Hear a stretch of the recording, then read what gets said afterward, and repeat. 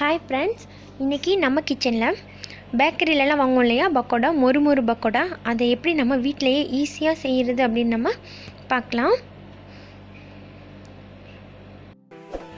இது வரைக்கும் தமிழ் ஃப்ரெண்ட் சேனலை சப்ஸ்கிரைப் பண்ணலைன்னா சப்ஸ்கிரைப் பண்ணிக்கோங்க. அப்படியே பக்கத்தில் இருக்க பெல் ஐக்கனை கிளிக் பண்ணிக்கோங்க.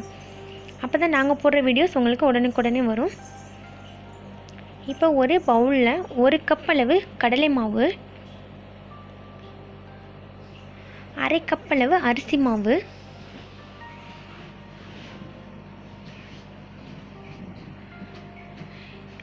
இஞ்சி பூண்டு தட்டியது, ஒரு 10 பல்லு பூண்டு, ஒரு துண்டு அளவு இஞ்சி நல்லா நைஸாக தட்டி வச்சுக்கிட்டு அதை கூட சேர்த்துக்கோங்க. 1 டீஸ்பூன் அளவு சோம்பு, பச்சை மிளகாய் 1,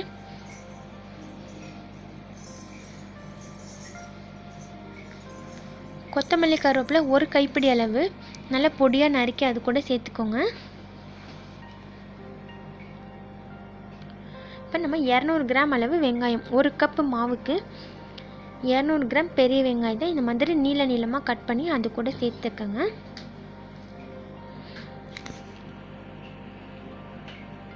கொஞ்சமாக சோடா உப்பு, ஒரு 1/4 டீஸ்பூன் அளவு,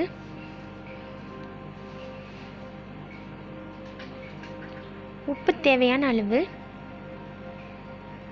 1/2 டீஸ்பூன் அளவு இதுக்கு கரெக்டாக இருக்கும் போட்டாச்சு. இப்போ இதை நம்ம தண்ணி சேர்க்கக்கூடாது. தண்ணி சேர்க்காமல் இதை வெங்காயத்தில் இருக்க ஈரப்பசையிலே நல்லா பிசைஞ்சு எடுத்துக்கணும். கொஞ்சம் நேரம் இந்த மாதிரி நம்ம அதை பிசைஞ்சிக்கிட்டே இருந்தோன்னா மாவு நல்லா ஒன்றா சேர்ந்துடும் வெங்காயம் ஈரப்பசையில். இந்த மாதிரி வந்ததுக்கப்புறமா ஒரு குழிக்கரண்டி அளவு எண்ணெயை நம்ம நல்லா ஹீட் பண்ணி எடுத்துக்கணும். அந்த ஹீட்டான எண்ணெயை இந்த மாவில் நம்ம சேர்த்துக்கலாம்.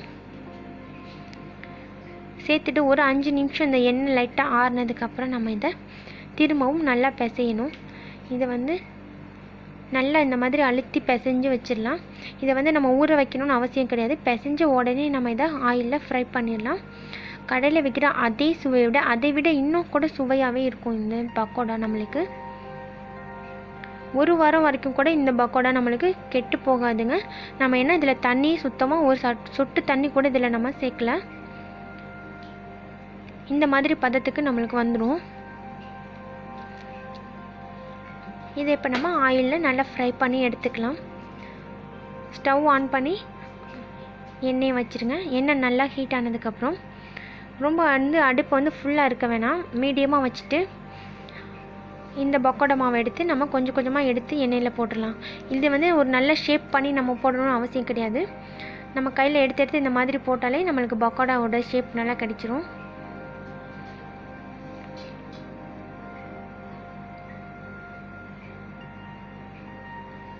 இந்த மாதிரி நல்லா திருப்பி போட்டு வேக வச்சுக்கோங்க.